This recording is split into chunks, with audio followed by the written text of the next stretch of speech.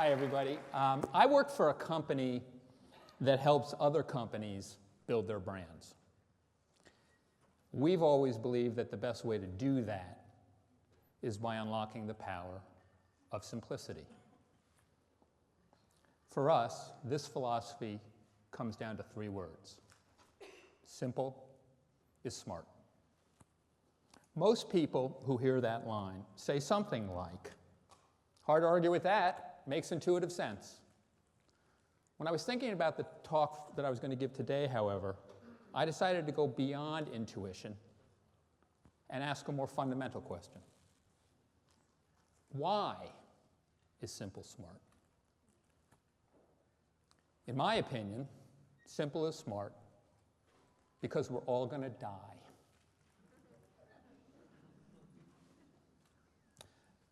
The average lifespan today of an incredibly virile man, like me, is 77 years. That might seem like forever to some of you.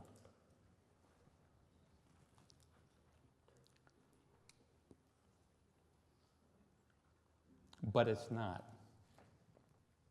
If you took all of recorded time and packed it into one 24-hour day, those 77 years would represent 0.01 seconds, which is way faster than the blink of an eye.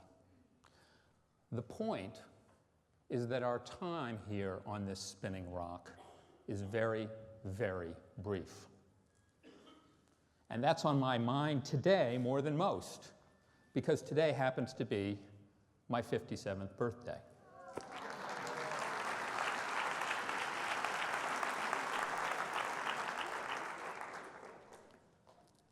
When I was younger, I just assumed that there would always be enough time to do everything. I was wrong, there's not.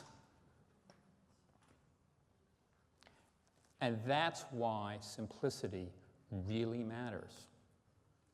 Because it can help you make the most of your time here by asking you to choose between the things that will matter in your life and, just as important, the things that won't.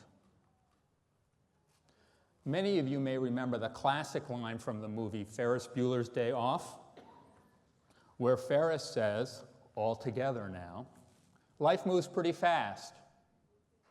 If you don't stop and take a look around sometimes, it could pass you by. It's a great sentiment.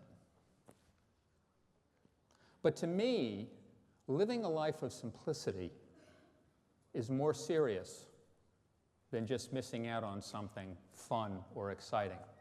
Although I grant you, when Ferris and Cameron stole Cameron's dad's Porsche, it was fun. But seriously, what I found is that real problems can result by not making the hard choices that simplicity demands. 17 years ago, my first son was born. I knew nothing about parenting at the time, but I knew that having a close relationship with him meant everything.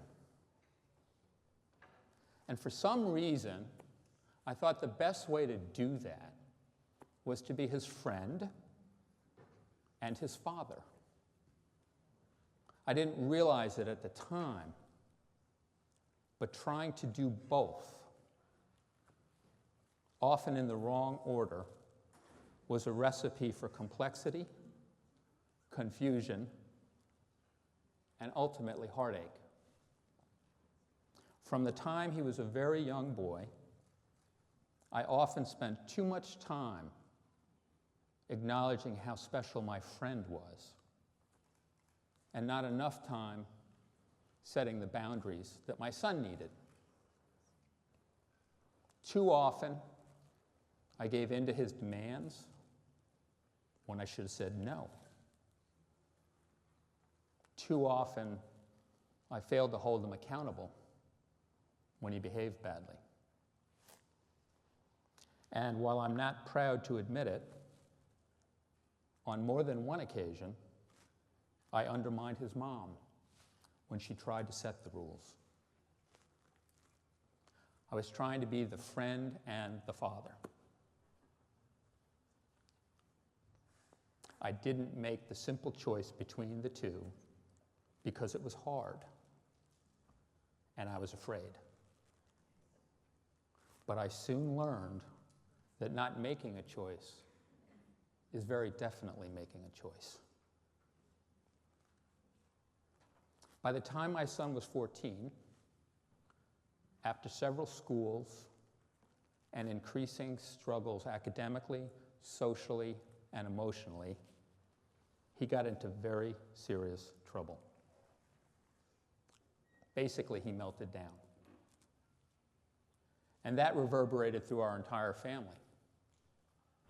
Our household became a battleground. Our two other younger children suffered collateral damage. My 15-year marriage to a great woman was cratering. It was a horrible time.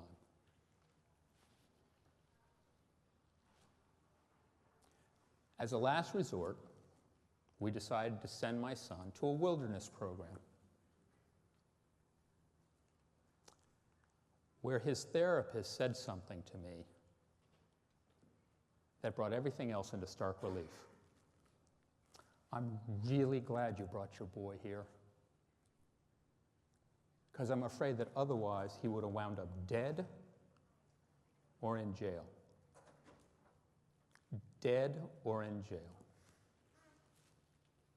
At that moment, I saw that time was running out, literally. Mark Twain once said that the two most important days of your life are the day you were born and the day you find out why. Sitting with the therapist that day, I found out why I was born.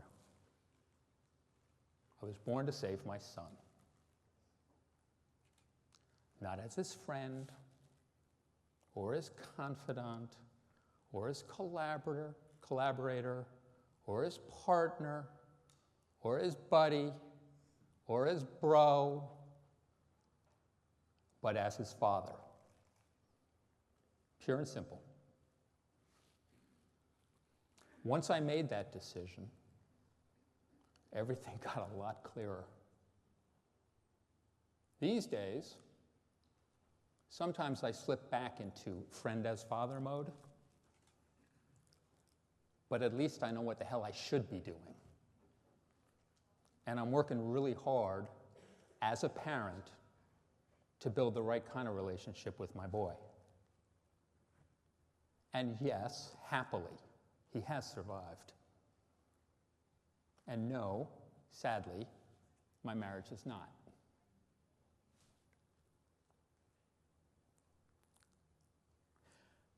This section is all about reframing. I invite each and every one of you to reframe your life through the lens of simplicity.